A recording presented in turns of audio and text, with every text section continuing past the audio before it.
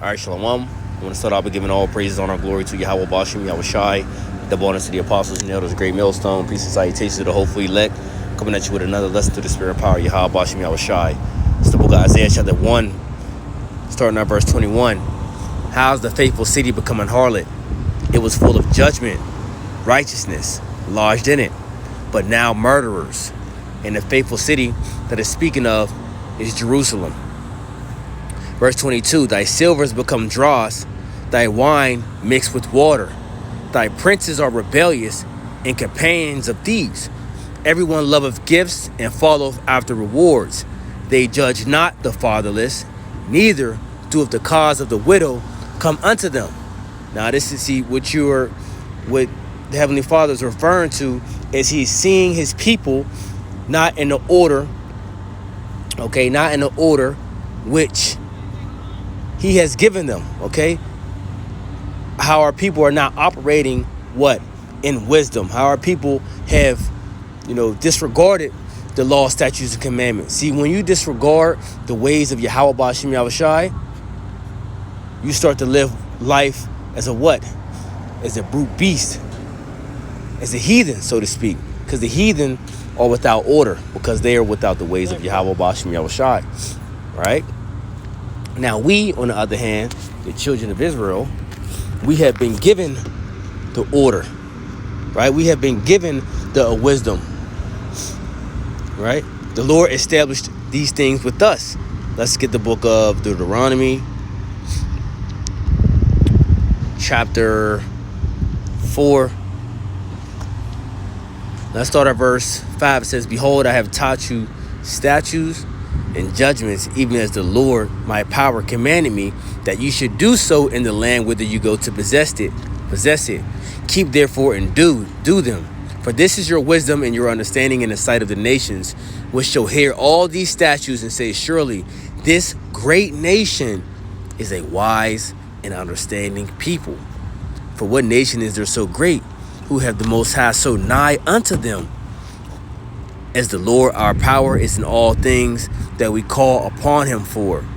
What nation is there so great that have statutes and judgments so righteous as all this law, which I set before you this day? You see?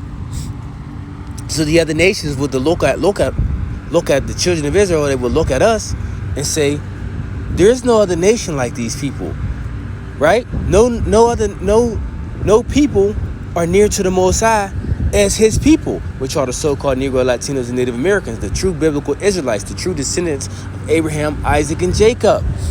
They knew that back then. All right, you have a very few that know we are the Lord's people, but they look at us and see us in this downtrodden state. So what? They don't respect us, right? They don't respect us. They continue to help. Most of them continue to help further and keep us down, keep their foot on our neck, keep their foot on our necks. Why? Because if we were in our rightful order, in our rightful position, we will be over them all. So starting with Esau, Edom, they want us to continue in this the state that we're in, so they can continue to rule, so they can continue to have this rule over us. But see, all these things are about to be turned upside down. Everything is about to be restored, right? Like in the days of old when David was king, all right? All the tribes coming back together, all the heathen being in complete subjection.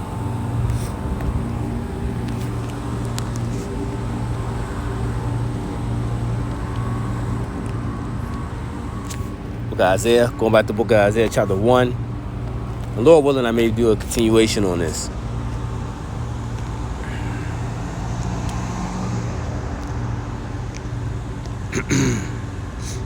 So verse 24 says, therefore said the Lord of hosts, the mighty one of Israel, I will ease me of my adversaries and avenge me of my enemies, and I will turn my hand upon thee and purely purge away thy dross and take away all thy tin.